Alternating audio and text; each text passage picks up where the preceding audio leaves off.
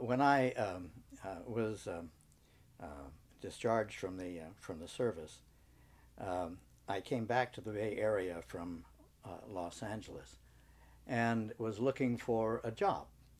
And I had been in the Armed Forces radio service because of my earlier experience in radio. And so I naturally went to the radio stations. And a new station was just opening in San Rafael called KTIM. And I went over there and interviewed, and they said, thanks very much. And when I came back, I drove back up from Los Angeles in a 1936 Pontiac that had cost me $25, and I spent about $50 on oil by the time I got up. And I was living with my mother in the Twin Peaks area, and a phone call came in from the program director, who said, are you available? And of course I was very available, and so I started immediately.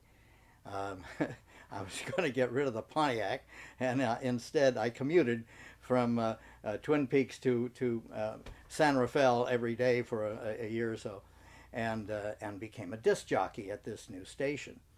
And I had never really done much of that. I had been the Wells Fargo Music Hour, classical music on KJBS before that. And here I was now a disc jockey. And I was very bad. I couldn't remember what song I had just played. And I was all alone there, of course, because we started at about 6 in the morning. And so I decided that maybe I needed a help. So I brought in a weatherman. And I had heard a voice in the movies that I liked very much. And so I found I could do it a little bit. So I brought in Professor Eustace Beauregard Fuddle.